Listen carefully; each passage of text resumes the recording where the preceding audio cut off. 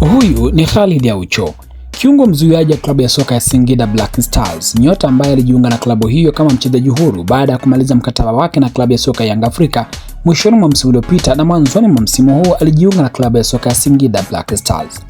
Nyota huyu wa kimataifa wa Uganda ambaye pia ndiye nahodha wa kikosi cha timu ya taifa ya Uganda wanaotaraji kwenda kwenye michuano ya AFCON ya mwaka 2025 itakayofanyika kule nchini Morocco.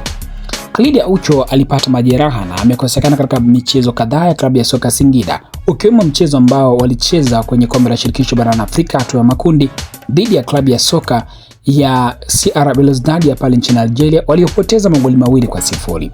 Kupitia kurasa zake za mitandao ya kijamii, Khalid Aucho amechapisha picha hii mjongeo ikionyesha kwamba ameanza kufanya mazoezi ya utimamu wa mwili tayari kwa ajili ya kurejea kwenye kikosi hicho.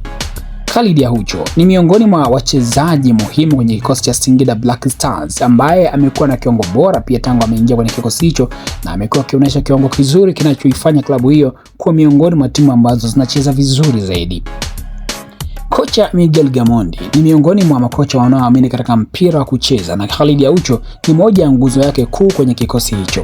Kukosekana kwa Khalid Aucho kumeonekana kwa gharimu klabu ya soka ya Singida Black Stars, hasa katika baadhi ya michezo ya karibuni, ukiwemo mchezo waliopoteza dhidi ya CR Belouizdad, ikiwemo uzoefu wake pamoja na maarifa ambayo amekuwa nayo.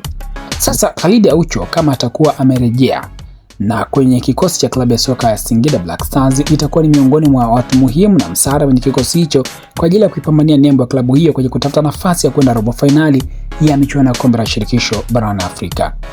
Unamtizama Khalid Aucho kama mchezaji wa aina gani, ama kumbukumbu gani kwako inakujia upindi unapomwona Khalid Aucho? Tuandikie maoni yako. Hii ni Travo TV, mimi ni Mbushi Kwelasa.